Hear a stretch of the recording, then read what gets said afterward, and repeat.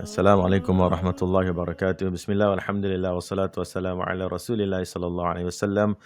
Assalamu alaikum to all the viewers. Brother Jamshed, how are you? Assalamu alaikum wa rahmatullahi wa barakatuh. Alhamdulillah, good to be back. Good, good. Alhamdulillah, jazakallah khair, Brother Jamshed. It's always good to have you. And inshallah, today let's talk about the problem of evil. Let's go straight to the point. Let's go straight to the point. And this is a common thing that been brought up in the dawah stall, dawah market. Every time someone who are not religious ask you questions, that if there is God, why there is evil in our society? Why there is suffering? So, inshallah, let's go straight to the point. Go ahead. I think you know what. Let's also define the question a little bit more, because it's not what the people who raise the question, in my experience anyway. Their point is not just that, or the question is, why is there suffering? Yeah. They're actually taking a step forward to say that because there is suffering, then God cannot be kind and loving and merciful and all of the attributes that we attribute to God. And therefore, they use this as some kind of an evidence to say that God does not exist. Yeah. Basically, in a short form, they say that, or the point that they're getting towards is that because evil exists, God cannot exist, because either God is powerless to stop evil, or you could also take the other way. We're only mentioning it for the sake of just expanding on what they say. There's a very famous clip actually of I don't want to give his name actually, but a very popular British figure. But he makes a comment about children having diseases with mites burrowing in their eyes, and he basically argues the case that before that kind of a deity that would inflict this kind of evil on the world, that he doesn't want to be subjected to that, and uses this basically as a precursor to atheism, to basically either deny God's existence or his attributes or anything like that. So I think that's the road that it leads down, and it's important to clarify that that's where we're going. Now, having said that, I think what also needs to be clarified in this question, this is probably not going to appeal to most of the people that ask this question, but it is a raw fact that they have to recognize, that to presume this, or this question, does nothing with regards to the existence of God. Okay, the existence of a creator. Yes. So the fact that there is evil, and we'll get to the definition of evil as well, but the fact that there is a thing that you perceive to be evil, that in and of itself in no way diminishes whether or not our reality was created by some entity, some force, a deity that is external to reality, where we came from, and ultimately where we're going to go to. So there needs to be that recognition that regardless of the answer to this, it's still not going to change the realization that someone will have to come to, that you still have to now account, where did you come from, where did everything come from, and where are you going to go? So this only helps to clarify and understand the nature of what our reality is, not the origin of it. And the same with ourselves. So I think the first thing is to recognize that this question is not going to change. It in no way can you use this question and anything that stems from this question to argue against that there is a creator, against some of the attributes, maybe, and we'll come to that, but not against the existence. In fact, actually, to some degree, you could argue that it relies on, you have to assume that God exists for this to be the case. So, okay, so you might, someone's going to say, well, why? The second point then is to come down to is, how do you define evil? Yeah. What is the definition of evil? And now a lot of people will say, well, of course you know what evil is. Of course, it should be obvious and whatever have you. And I will ask, well, is it? So, for example, is killing evil? Yeah. And I'd say, yeah, it is. Yes. Okay, killing is evil. So when a lion is out and it's hunting and it finds a gazelle and it kills that gazelle, is that lion evil? And this is a question. And understand what I'm saying here? Did that Well, lion? Go I on. guess they will answer yes, right? Just like the same group of people will say, killing animals even to eat is a bad thing. It's evil. But that's the nature of the lion. The lion doesn't have this capacity for these moral judgments or whatever have you. The lion, and animals by and large as a whole, they act on impulse and instinct and needs and whatever have you. They don't have this higher order thinking. So when they kill, that's the way that they survive. Mm. The lions and carnivores, they need the meat and the flesh of other animals to survive. So when they are killing, and this is what I want to get down to, is it's a nuanced point that when animals are killing, they're not making a choice. I'm acting in an evil, brash way or whatever have you. They're just acting, this is food, this is the way I get my food, this is the way I have to survive. They don't think about did this deer or whatever the animal is, gazelle, have a family or whatever have you. They don't have that capacity to think about that. So in that regard, you wouldn't or I wouldn't say that you would regard these animals as evil. And I'll also back that up with evidence. I don't think that the general public would see it as well, because we all know, Richard Attenborough or David Attenborough, which one of the two brothers? I forget. David Attenborough, right? So he does the documentaries, the nature documentaries, and what do we see often on the nature documentaries is animals chasing and killing other animals. Now, you either recognize that as just the way life or the way nature is, right? I'm not the way that animals behave, and it's the circle of life, so to speak. Or if you want to insist that this is all moral decisions being made by these animals, then that kind of condemns everyone watching these nature programs to some kind of I don't know what the word is, but people who basically like to watch essentially animal snuff videos.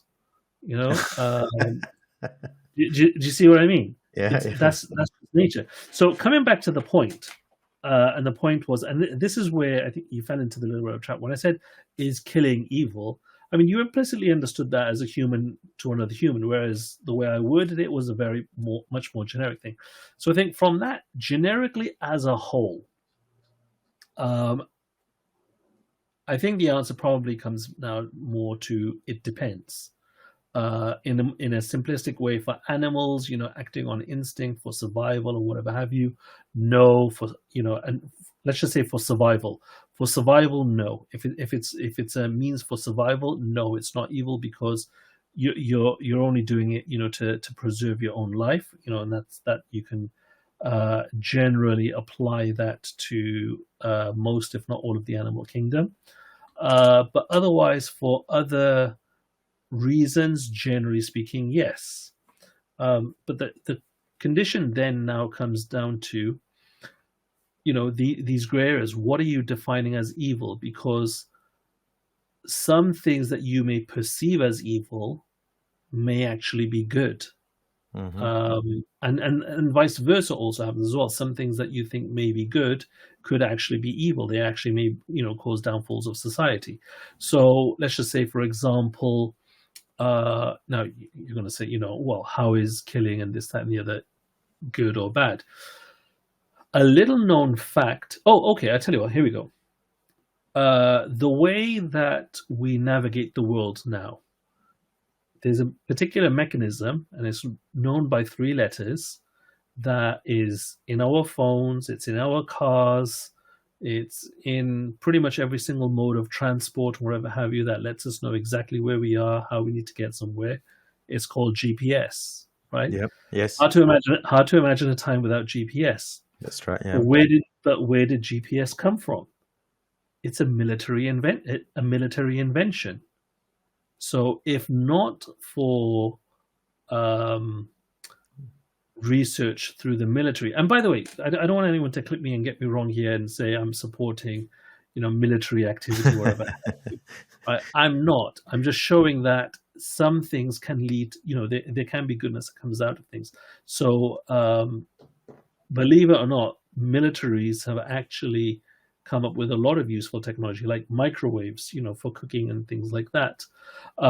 When illnesses happen, that prompts human beings to understand and research, the mechanics of how an illness works and how to combat it. And we learn more about our own physiology, biology, the makeup of the world, and other things like that.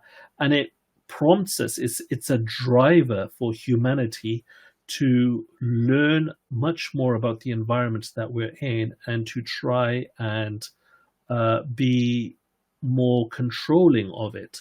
So rather than being something like a feather in the wind where we have no control, if we can understand the mechanics of what's going on, we can actually start to research and through understanding the nature of this environment that we're in, we can start to manipulate it to our advantage. Which actually, this is something in Islam we're encouraged to do, to understand and look at our reality, to reflect upon our reality. This notion of, once you're religious, you just put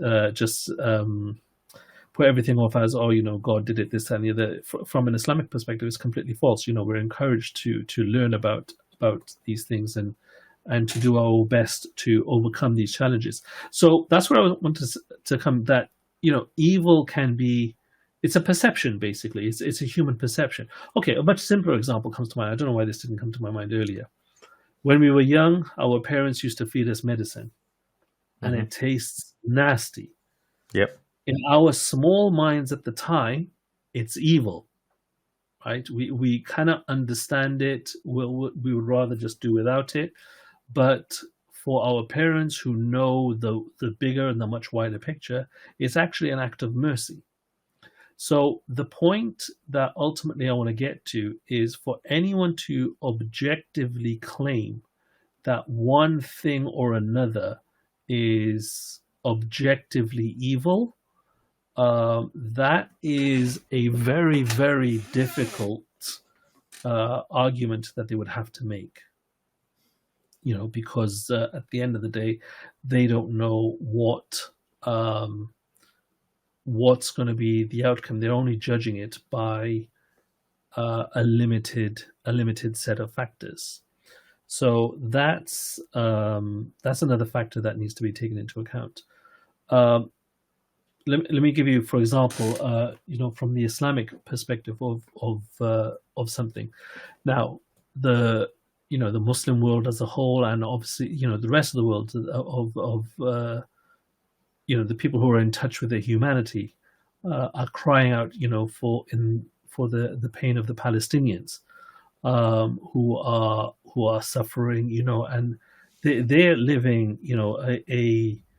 a miserable existence. They're born under occupation. They're basically born under military occupation with gunfire. They don't know peace. They don't know. They haven't experienced a life where you have aspirations to be something bigger. They many of them have never been outside of Gaza or had full stomachs and things like that, right? So they have an existence. They have a life, or they've had a life. They have lives that we would never tolerate. And then they're killed in the cruelest of ways. However, you see, what we're taught from an Islamic perspective, that they'll be given a reward of such magnitude to make up for what they didn't have in this world, that everybody else will be jealous and wish that we come back to this world and we lived as they did. Yeah. So right now, from a limited perspective, and and I'm not going to say it's an evil. So the people that are committing these acts, they're not doing it with the intention of oh, they're going to get that reward. They're doing it with pure evil in mind. But the point being that what looks like evil on the surface, from their perspective, this is what the Palestinians that give them their I don't Strength, say hope, strength, resilient.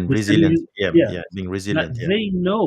they know that what they don't have and the magnitude of what they don't have, they will get rewarded for it, and that for them they desire that much more. And on that day, then everyone, particularly the people that inflicted this on them, will regret what happened and will wish actually that they were on the other side. So I'm just bringing this back to the point of trying to understand what good and evil actually is. That we can't close ourselves off to just think, no, good is just this thing and evil is this thing, because you never know, out of something bad, more goodness can come. So that's another point. A third point to mention is the nature or the origin of the perceived evil. So what I mean by that is human activity versus natural events. Mm-hmm. Now, earthquakes happen, tsunamis happen, and things like that. And by the nature of them, we as human beings, we are not invulnerable. Mm-hmm. So, when something that happens in our environment, and these things, again, they happen in our environment because our environment is made in such a way that these things are happening. These things will happen. These are challenges for us to overcome. Now, you could argue the case. You say, well, why are we in? Why do we have this kind of a reality? Is it not possible for God to have created a reality where these things don't happen? And it absolutely is possible that can happen. Not only is it possible, it has, and it is a reality, and it's called paradise. But we're not there. That this world is not meant to be a paradise. This world is meant to be a test, a proof for us to see whether we deserve that or not. So at no point is there any claim, at least from the Islamic perspective, that this world is perfect, that this world is the last place, that this world has no problems, or whatever have you. This world, from the Islamic perspective, is a test. It's a temporary abode. And there will be different kinds of tests. Now, you'll have natural disasters and whatever have you. Yes, people will perish. But you know what? People will pass at different times anyway. And, according to how they lived and whatever have you, at the end of the day, coming back to that same point with the Palestinians, their reward is with their creator to make up for it. If there was particular suffering or whatever have you, that, there won't be any suffering without it being recompensed to the point where everyone will be happy. Particularly more so, obviously, the believers, those who did not deny their creator. So it's important to bear in mind that the nature of our reality, nowhere is there any claim that it's supposed to be perfect. Natural disasters exist because people are going to die anyway. And again, coming back to the whole thing, they encourage us to learn more about our reality and to develop as a society. So, with earthquakes happening in, for example, near Japan, the Japanese now have built structures that can withstand earthquakes, and the same on like the west coast of America and things like that. We've got flood detection things for tsunamis and things like that. When these things happen, we learn about them and, can start implementing measures against it. The other thing then is with regards to evil that is committed by people. So, and that's another thing as again altogether. So, with regards to the evil that is committed by people, again, we need to look at, I think it's important in all of this to look at what the end goal is here, which is essentially what is our standing going to be on the Day of Judgment. Now, if we are the people who are committing evil, on that day of judgment, we'll be the ones held to account for it. And that'll be a hard accounting, and there will be recompense to pay. But if we're the ones on the receiving end of it, that we couldn't do anything about the evil, then that's not something essentially that we need to worry about. That actually could be a stepping stone for us to raise to go up to a higher level. Sorry, I'm explaining this really bad. Sorry, let me go back a step to just combine these 2 points. Without evil happening to us or us being subjected to some kind of evil, there's no capacity for higher level good. What do I mean by that? For example, heroes, okay? Superhero movies are all the thing now, okay? But heroes only exist in the face of disaster. Unless there is a burning building, you're not going to know who's going to be the one hero enough to run in there to save their baby. Does that make sense? Yeah. So it's only, and so you can achieve these higher level goods, which, that person who will risk their life to save others, on, again, coming back to the day of judgment, they will be in line for a much, much greater reward than everyone that passively stood by or even, caused it to happen. See what I mean? So evil in and of itself allows for these greater acts of humanity. I mean, the basic thing, charity only exists because there are people who are needy. Without people who are needy, there's no way for anyone to demonstrate their selflessness. Someone could argue that, well, okay, maybe God should not allow people to make evil choices.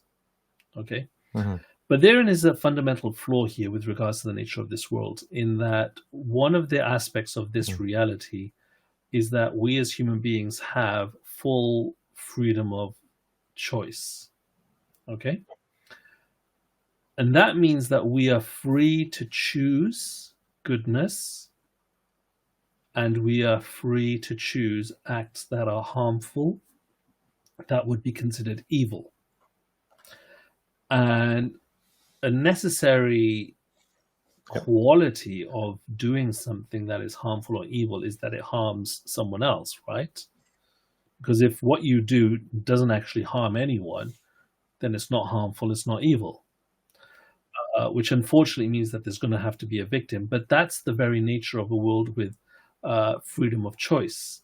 And that's the very basis on which we will be judged, on that final day. So that's the other thing to bear in mind, that the very nature of our reality with regards to the evil that people commit is that it's a necessary byproduct of having that freedom of choice, of having that freedom to choose, and to then, be rewarded or punished for those choices. Okay, so it's necessary in that sense. Also, I think, so we group that together under, the types of evil we're having. The other quality to then think about is the absurdity of life without evil. So, for example, coming back to, we discussed the earthquakes and the floods and the things like that. Some people argue, why, children subject to this, or so, this child died and was X years old. And I'm talking about natural disasters here now. I'm not talking about, man-made things that are happening in the Middle East right now. But can you imagine how confusing reality would be? Let's just say, for example, if everyone under for example, the age of 5 years old was somehow immune to everything. Think about the physics of how that would work. Imagine that there was a tsunami or an earthquake, and fine, all of the adults died, but all of the children survived, because you know what? They're children, they deserve to live. Not only would that completely not make sense, being as children are physically weaker and whatever have you, not only does that not make sense for them to have this really weird protective bubble, but then how are they going to survive without the adults around anyway. I mean, obviously, other adults can come in from places, but you start to Mm, mm. entertain absurdities, that people expect that, if someone's on a roof trying to, fix their roof or whatever have you on a building, they slip, they fall down. Uh, in an evil-less world, what are you expecting to happen? That a mattress should just appear and they'll land on it and bounce and come away unscathed? That we live in a world of predictable rules, and we have bodies that are, they're not invulnerable to anything. They're actually quite fragile, um, in the grander scale of things. Our bodies are easily damaged by all kinds of material. It's actually very, very That's right. Yeah. easy to damage us. Uh, so that's just the nature of reality. So for anyone to try and argue a world where we are somehow invulnerable to all of these is basically advocating for a completely different reality altogether, and basically Mhm. saying because this reality exists and not that imagined one, let's forget all the problems that would come Yeah. along with that. But because that reality Yes. doesn't exist, that somehow means that God doesn't exist. I mean, it starts to unravel and not make sense. And sorry, one last thing as well. I want Mhm. to come back to a point before as well of human evil. Mhm. With regards to human acts of evil, I mentioned, and I was talking in the context of human beings actually doing things. Human beings can also be evil in the sense of not when they actually do things, but when they withhold things. So it's been my experience actually that Good point. whenever I've been asked this question, I've been quite frank and I've asked, the people asking this question, how much do they give Mhm. in charity regularly? Now, we as Muslims, we give in Mhm. charity Mhm. regularly Mhm. because, it's part of our religion to give zakat and have you, right? So, it's very common, and it's not something that we brag about or whatever have you. But we Muslims, we know we're doing this because this is literally part of the religion. So it's not a surprising thing that we're doing it, but we do keep it to ourselves as much as possible.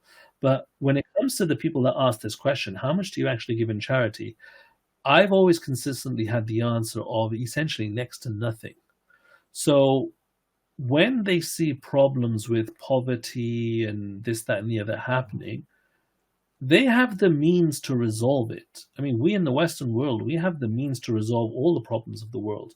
We, Yeah. we can resolve, famine. We can resolve the wars. We can resolve a lot of issues, but we choose not to.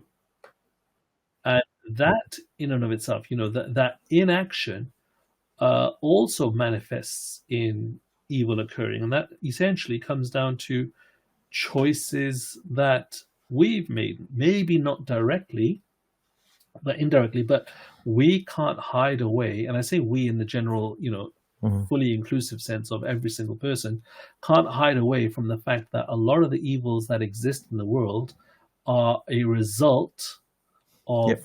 the choices that we made, that we were allowed to make, and that ultimately we will be judged and held accountable for why we made these choices. Um, so, in a nutshell, the notion of this problem of evil, to argue against, it's all God's fault, whatever have you, it's not. It's a necessary characteristic of this world to maintain some semblance of predictable reality, where we have the opportunities to win the most coveted prize, which is paradise, or lose, and for that to happen in a fair way for everyone, so to speak. Yeah, good point, brother Jamshed. Alhamdulillah, it's a good point. I learned a lot from that. The way how I reflect upon what you've said is basically we go with what Allah says in the Quran, and Allah says, Bismillahir Rahmanir Rahim, "Kullu nafsin za'iqatul maut." Kullu nafsin za'iqatul maut. So everyone will Yeah, taste death. Like you yeah, mentioned before in your talk, all of us, we will die. and we will certain. In fact, Brother Jamshed, I joke this all the time. I said there are two things in life that is certain. One is death, and the other one is taxes. Texas, Right? yeah, Yeah, yeah, that's the old, good old, yeah, proverbs. I don't know what do you call it, whatever the sayings that we always hmm, joke about it. You don't pay a tax, even if it's $5, the government will come in after you, and then you have to pay your yeah, taxes, right? And death is certainty. And Allah says after that, وَنَبْلُوكُمْ بِالشَّرِّ وَالْخَيْرِ fitna. Right? And we test you, or humanity, with good and evil as trial. And as you mentioned yeah, before, right? We talk about it's something that it's in relative of something, right? You mentioned about the medications that we give to children that yeah, taste yuck, but we know they need these antibiotics, they need this medicine, they need this paracetamol if they got fever and whatnot. And the reason to not yeah, to harm that, but actually to help them, and yeah, because the children have no understanding of it. And the same thing for us as well as a human being. We don't have the understanding of why we are in this, why we go through what we go through, why do we go through what the trials that we go through. But Allah says, wa ilayna turja'un. So all of us here will be returned to Allah. We will be returned to Allah Azza wa Jal. We'll be returned to Him. And that's when we talk about the hellfire and the heavens, right? And you mhm, mentioned very beautifully about the we complain about this and that poverty and whatnot, but you say if you withhold your dollars, you just want the money in your bank account to go up and up, and you have no cares about other people who actually suffering, who actually make benefit from the wealth that you have, because you keep holding it up. And we mentioned in the Surah At-Takathur, right? You just piling and piling and piling your wealth. So see, life, this is all trials. Because why? Because there's something better after this life that we should be aiming for. And that's why the yeah. Palestinians are patient. Those Palestinians are strong in dealing the hardship that they faced at the moment. So Jamshid, I actually got a good one point that I tend to mention about this problem of evil. We talk about university, for example. You go to university, you study for 5 years, 6 years, whatnot, right? And the truth is, like, and I'm putting myself as a doctor here. Do you want someone to treat you with your life, put you under anesthetics, and do a surgery on you without training, or do you want someone that are gonna be dealing with your life Yeah, with training, right? So yeah, as a student, a medical student, you got to go through that hardship or going and do exam, have some basic understanding, and you go through trainings after trainings. You can't just say one day and turn up and say, my name is Firdaus. Today I'm your surgeon. I'm going to do a brain surgery on you. I've seen on yeah, YouTube on how to do it. I've seen on the textbook how to do it. I'm going to do it. You're not going to give your life to that. yeah. You want that person to go through trials and hardship so that they can be a good doctor for you or a good surgeon for you. Same thing, just Absolutely, like anything else. absolutely. Engineer, for example, if you have no understanding how to calculate how to build a strong bridge, you're gonna build the bridge because it looks good. You try it on a Lego, you build it on a Lego. I'm gonna build the same thing on a real bridge, and without any understanding about how to calculate the weight and ratio to what not in the surface area, and then you build the bridge, and then the bridge collapse and kill Yeah, people, and you're not gonna allow that to happen. yeah, So same thing yeah. here. We live, like you said, we live in the Sunnatullah. This is the rules of Allah, the rules of creators that put us this way. It's Um, it's not even just about in that professional sense, because even the people that have gone through hardship are often those who are most empathetic yeah. towards other people. Mm, The most generous people are the ones that have that have tasted poverty, mm, and they know what it feels like to be on the other end. Whereas those who are always wealthy, mm. I mean, they like to be seen. They're wealthy in the sense that they give money to charity, but those charities are actually their own secret charities, and it gets funneled back, and there's tax breaks, and there's this, that, and the other, and it just goes round and round and Yeah, round. yeah. It's just done for publicity. But the people who are actually generous in the sense that they give without expecting in return, Yes. and they do it secretly, are those who have tasted it. They know what it's like to have been there, and the only way for them to have known that is that they had to have tasted that difficulty. Mm, So again, it's a stepping stone for people to learn and to grow. mm, mm, That's good. Yeah. That's right. That's right. And alhamdulillah. That's And good. one other thing as well that you mentioned, when we're talking about the medicine, I think another problem. that we have. Like I said, it's just the arrogance of thinking that we know better. Yes. That even as children, we think we can whatever the illness is, we'll just survive without the medicine. But even right now, that to think that okay, we could have this rule for society or that rule for society, we have absolutely no idea what that will do to society. 20, 30, 40, 100 years on, how that will shape society then. Will it allow society to flourish, or will it cause it to prosper? We've only got our own biased ideals and our own limited vision as to what's going to happen. We don't have that wider thinking, and to recognize that we don't have that, or say, let's go the other way, refusing to recognize that and to just assume that we know everything and this is definitely going to be better. That's just the mark of arrogance there. That ultimately, it's the bed of where evil arises from. There's a saying that the path to destruction is paved with good intentions. A path to hell paved with good intentions. I know. Well, I was being more. I was being more generic. Because that is destruction. It is indeed. It's destruction in a way. Yeah. I was talking to a group of kids on the weekend, actually last weekend, and one of the questions I do is, why do we have to obey our parents, right? And this is in relation to this topic, right? Why do you have to obey your parents? Okay, because I said when the parents said something, and majority of the parents, they want only good for you, right? They only want good for you, and all the rules about your screen time, rules about your games, about this and that, why you gotta go to school, why you gotta study. It sounds terrible. Like my children, same. This is terrible. Why are you doing all these things? I just want to stay home and play with my Lego, play with my Pokemon, play with watching YouTube. This is fun. This is what fun should be, right?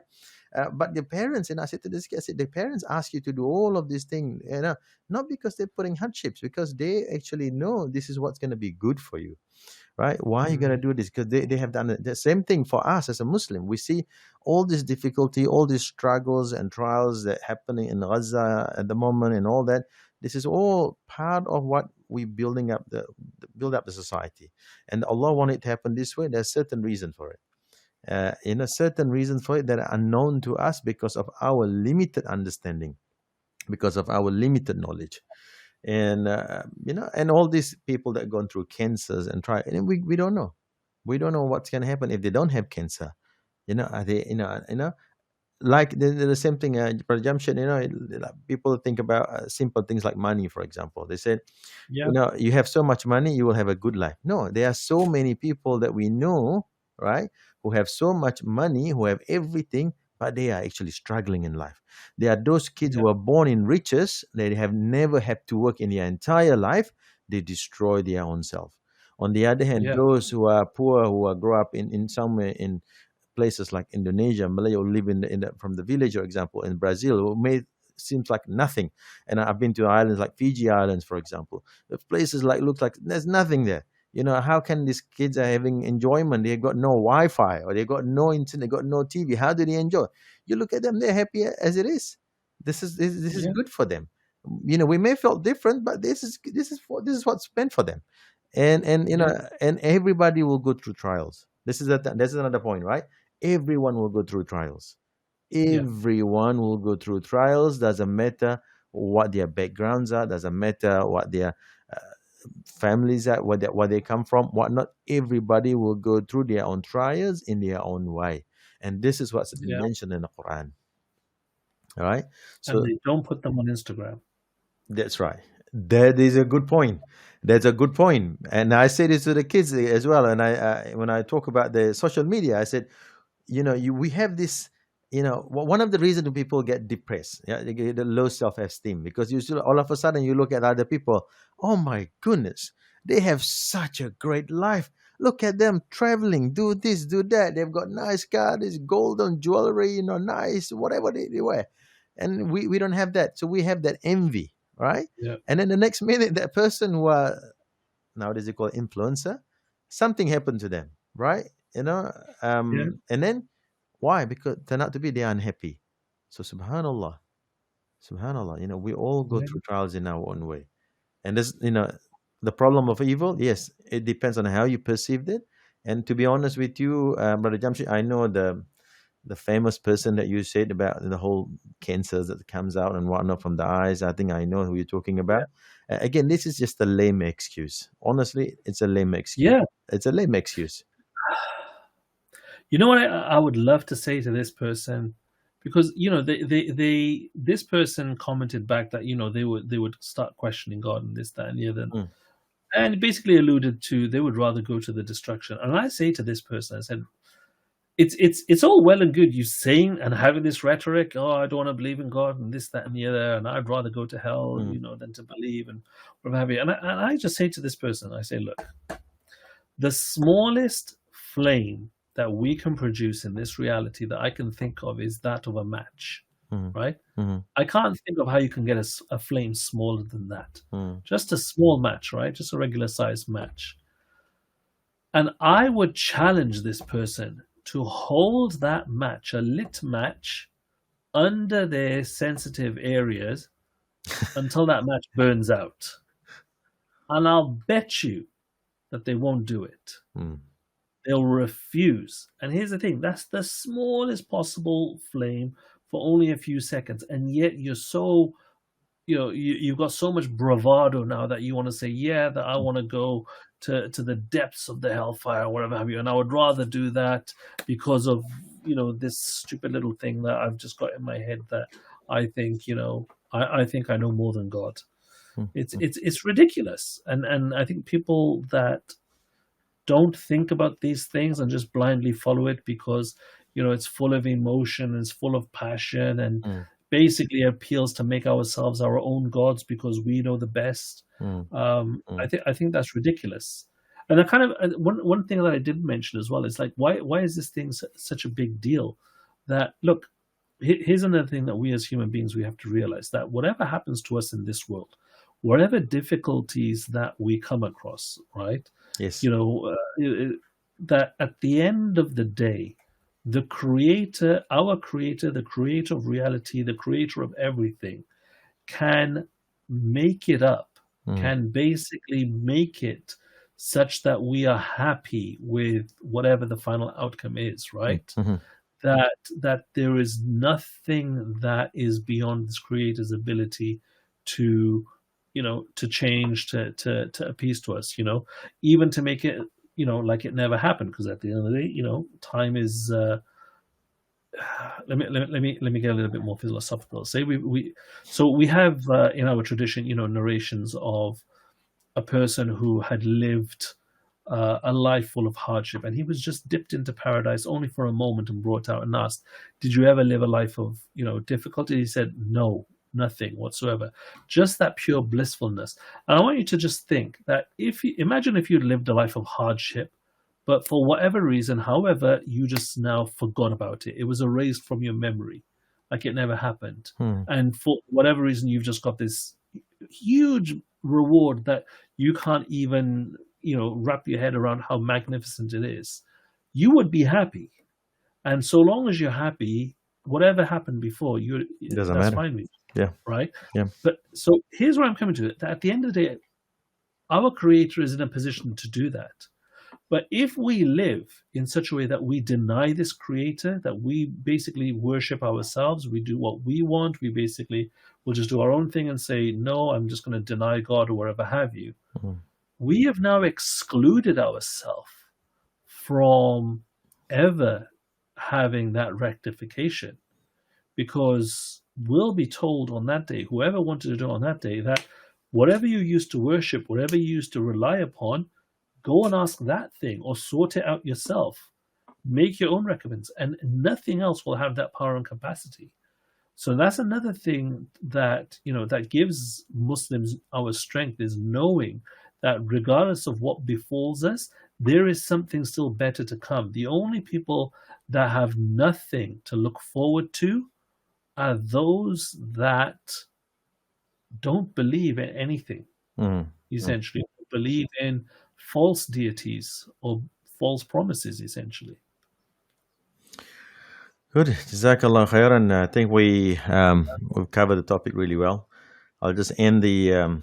If you have nothing more to say, Brother Jamshed, I'll end with one of the hadith in Al-Bukhari, where Prophet Muhammad Sallallahu Alaihi Wasallam mentioned that sometimes Allah tests His slave with calamities in order to raise them in status, to expiate for their sins, So what is the Prophet said, no misfortune or disease befalls a Muslim, no worry or grief or harm or distress, not even a thorn that pricks him, but Allah will expiate for some of his sins because of that.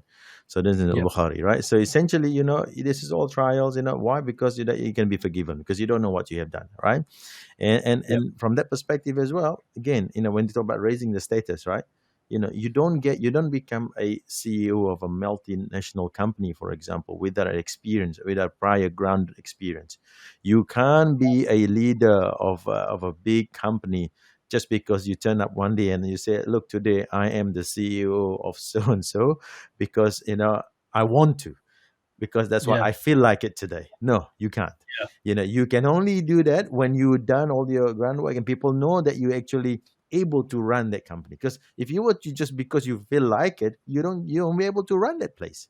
You won't be able to run that company. We're going to put you there. So same thing here as well. This is all part of this is Sunnatullah. This is the way how Allah has created, like you said, there's some sort of a rules that we have in this life. And we just have to go with it.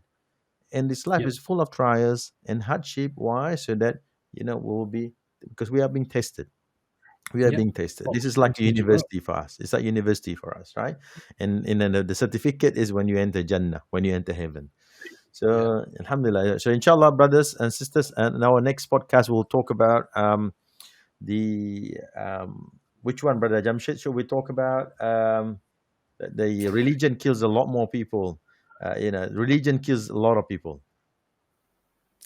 Religion I think we can. The death of a lot of people. Or religions cause a lot of hardship. I think that's a good segue actually on from this topic. Jazakallah khairan, brothers and sisters. Inshallah, if you enjoy the program, do please forward and share.